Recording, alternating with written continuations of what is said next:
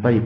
Al-qaidah ar-rabi'ah, kaidah yang terakhir, anna musyriki zamanina aghlabu syirkan minal awwalin.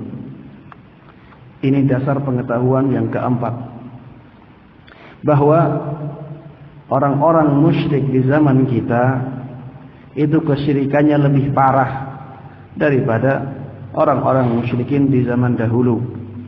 Li'anna al-awwalina yusyrikuna fil rakha wa yukhlisuna fil syiddah.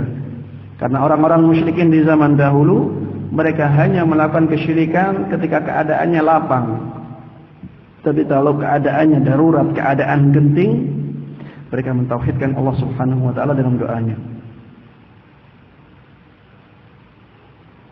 Wa musyriku zamanina syirkuhum daim. Berbeda dengan orang-orang musyrik di zaman kita, kesyirikan mereka terus-menerus.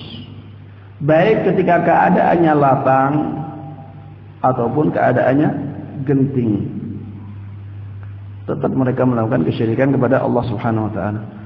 Wad dalilu qauluhu ta'ala. Dalil yang menunjukkan bahwa orang-orang musyrikin di zaman dahulu hanya melakukan kesyirikan ketika keadaan lapang saja. Ketika keadaannya genting mereka benar-benar hanya berdoa meminta kepada Allah saja, adalah firman Allah Subhanahu wa taala, fa idza raqibu fil fulki da'u Allah mukhlishina lahuddin. Apabila mereka naik di atas kapal dan kapal tersebut menjadi diombang-ambingkan oleh ombak, maka mereka berdoa hanya kepada Allah Subhanahu wa taala. Ya, ini maksud dari ayat ini. Bukan berarti ketika mereka berada di atas kapal selalu mentauhidkan Allah, tidak. Karena ketika di atas kapal bisa jadi keadaannya tidak genting. Ayat ini menjelaskan tentang keadaan genting di atas kapal. Ya, fa idza raqibu fil fulki, apabila mereka naik kapal, da'u Allah mukhlishina lahuddin, mereka hanya berdoa kepada Allah saja. Ini maksudnya ada kata-kata yang dihilangkan tapi sudah difahami. Sehingga maksud dari ayat ini adalah apabila mereka naik di atas kapal dan mengalami keadaan yang sangat genting karena diombang-ambingkan oleh ombak yang sangat keras, mereka ketika itu berdoa hanya kepada Allah Subhanahu wa taala. Falamma najjahum ilal barri idza hum yusyrikun. Kemudian apabila Allah Subhanahu wa taala menyelamatkan mereka ke daratan, tiba-tiba mereka melakukan kesyirikan lagi.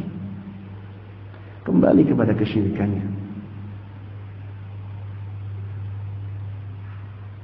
Dan ini berbeda dengan orang-orang musyrikin di zaman kita. Ketika keadaan genting pun, ya, yang dipanggil adalah hamba-hamba Allah juga. Ya Husain, ya Husain. Walaupun keadaannya genting. Kita sangat menghormati Husain, cucunya Rasulullah SAW. Kita sangat memuliakan beliau. Dan beliau sebagaimana dikatakan oleh Rasulullah SAW, Sayyidah Syababil Jannah, pemimpinnya pemuda-pemuda surga. Tapi bukan berarti kita jadikan sebagai sekutu. Bukan berarti kita jadikan dia sebagai sekutu Allah Subhanahu wa taala dalam doa kita, tidak. Ya. Dalam peribadatan kita kepada Allah, ya kita hanya beribadah kepada Allah saja.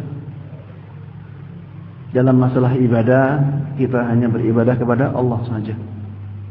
Dalam memuliakan hamba-hamba Allah, maka kita muliakan. Tapi tidak sampai menjadikan mereka sekutu-sekutu Allah Subhanahu wa ta'ala. Baik.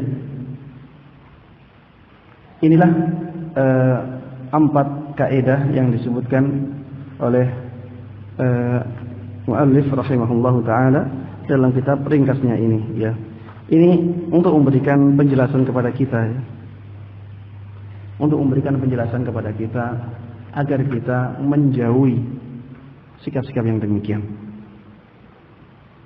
Agar kita jangan sampai sama dengan keadaan orang-orang musyrikin yang diperangi oleh Rasulullah sallallahu alaihi wasallam.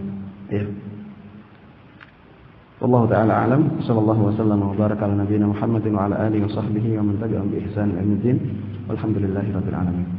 Silakan kalau ada yang bertanya.